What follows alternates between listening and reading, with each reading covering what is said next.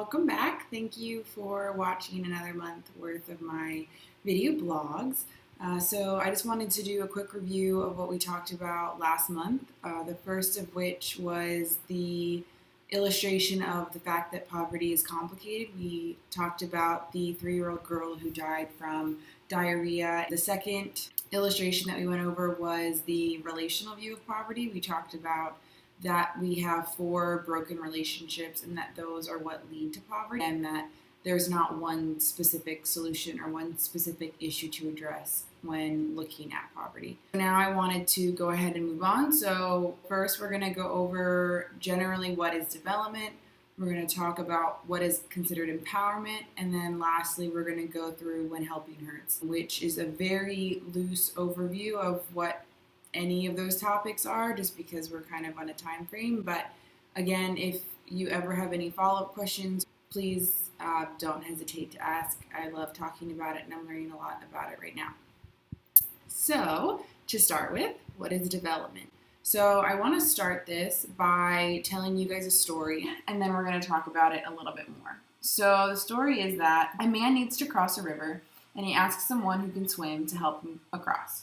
The swimmer asks him, "Do you want me to teach you how to swim, or do you want me just to carry you across the river?" And so the man replies, "I'm in a hurry, so just carry me across the river." So he gets on the back of the swimmer and is carried across. But halfway across, the swimmer gets tired and leaves the man on the island in the middle. So a second man arrives and again needs to cross the river and asks the swimmer if he'll help him cross. And so the swimmer asks him, "Do you want me to teach you how to swim, or do you just want me to carry you across?" This man decides that he wants to be taught how to swim. So after a few lessons, both men begin to swim across the river. Again, the swimmer gets tired and leaves the second man on an island. However, the second man continues on with his journey, knowing how to swim, and the first man is stranded in the middle of the river and is unable to continue across. So which man experienced the most benefit? Right. Okay, I think most of us are going to say that the man who was able to cross the river the whole way was the one who benefited the most. So which one experienced development?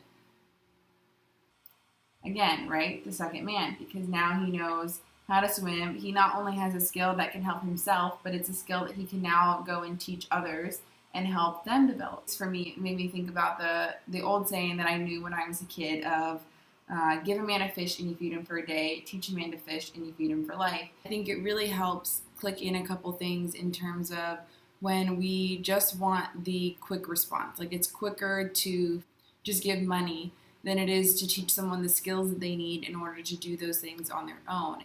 Our next topic is going to be what is empowerment. Bear with me, I'm going to tell another story. So we have 2 characters, Fred and George. All right, so Fred tells George to set up the chairs in the room for a meeting. So then Fred leaves and George starts to set up the chairs.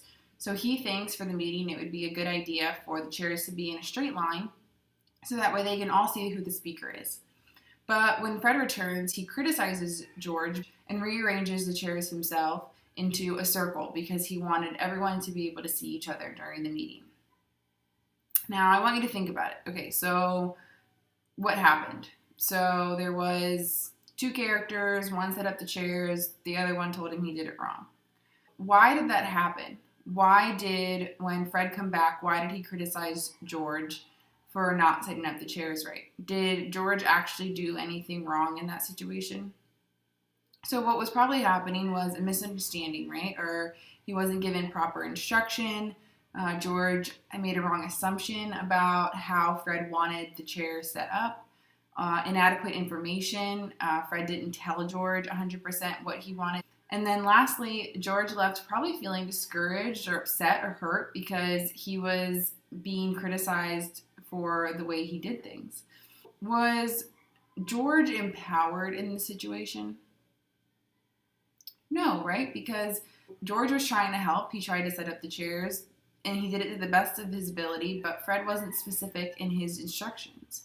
So the problem comes in with the fact that there wasn't enough information, or George wasn't given all the tools he needed to succeed in this situation.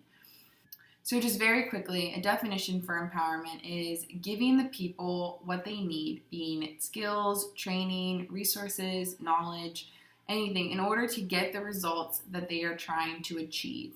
So in this case, Fred failed to empower George because he didn't give him all the tools and information and resources he needed in order to succeed or to achieve his goal. So again, just kind of to tie things together. So we have, what is development? Development is teaching people skills, allowing them to grow and develop as a person.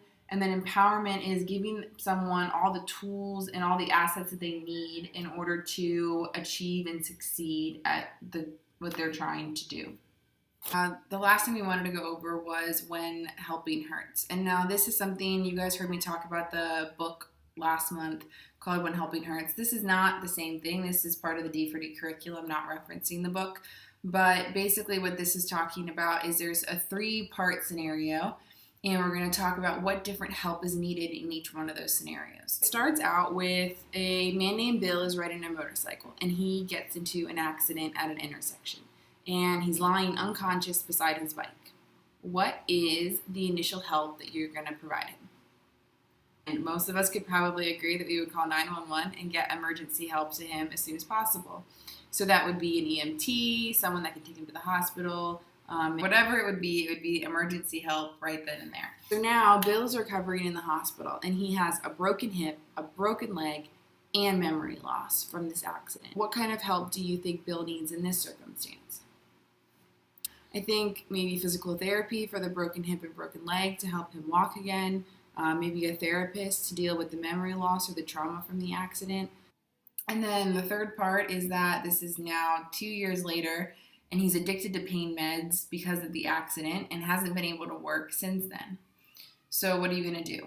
So maybe you would hire someone to come in and do an intervention. Maybe you would have just a counselor or a therapist come in, send him to a rehabilitation program, something to help him get over his drug addiction, right?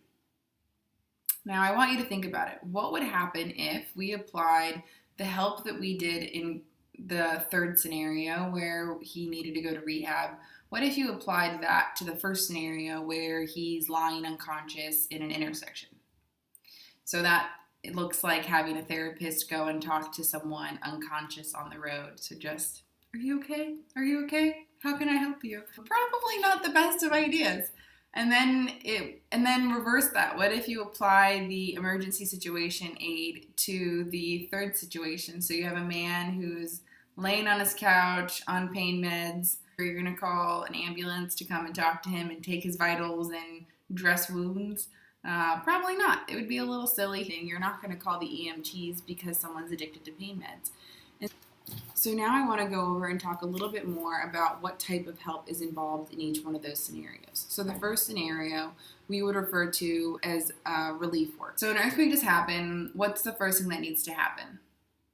Aid is sent in, right? You have aid workers that go in. You have people sending money and food and supplies to help save lives at that point. It doesn't usually last too long, right? I mean, maybe a few months of emergency aid. So relief work, it's meeting an immediate need to a devastating event, and it's also usually directed by outsiders.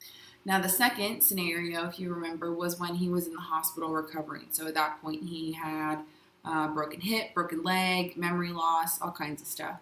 And so this is called the rehabilitation phase. And basically what this is it's restoring or rebuilding lives that have been lost or have been damaged in some way. It's also largely directed by outside because people are still in a deficit at that point. So people are helping them get back to where they were at. It's also usually only for an intermediate term, so it's not usually indefinite. It's, we're going to take 6 months for Bill to do physical rehabilitation so that way he can walk again. And the third scenario is called development. And basically what this is that at this point, the people are back to where they were. There's no immediate needs that need to be met in order to save a life.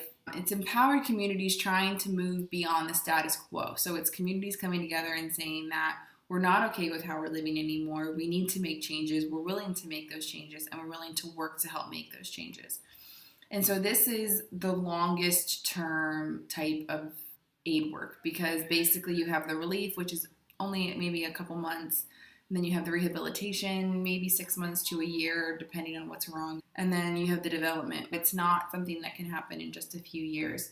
And then lastly, the most important part of the development part is that it's 100% initiated by the community. So it's the communities taking the initiative, taking control of the process, and then the outsiders are the ones who are just doing the mentoring, providing some of the teachings, but it's 100% owned and operated by the locals. And lastly, that it's done in the right way. So again, aid, there's going to be times that outsiders have to come in and have to be the ones doing the hard labor, but that shouldn't be at the expense of the locals doing the work. So if you have outsiders coming in and doing work, that doesn't mean that the locals should be watching the outsiders doing the relief work.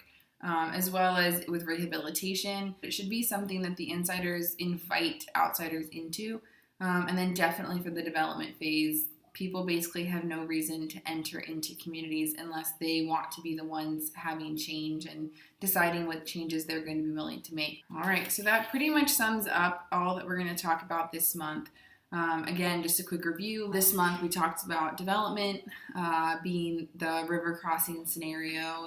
And then in the second story with what is empowerment, talking about Fred and George, and that Fred didn't give George all the correct information he needed on how to set up the chairs. And lastly, we talked about when helping hurts, being the man with the motorcycle accident, and the 3 different types of help being relief, rehabilitation, and development, and kind of what is important in each one of those steps. And so next month we'll probably be talking about what a secret in a box is, which you'll have to find out more about next time, as well as what an appreciative approach is and why it's something that we focus on here with D4D. So I hope that you learned something new or were at least encouraged by what you heard this month. And again, I'll probably say it every month. If you have any questions, comments, whatever, I love to hear about it. I love to talk about it. I'm just excited to be able to share with you all that I'm learning while I'm here. So stay tuned, and thanks for checking in. Have a good month.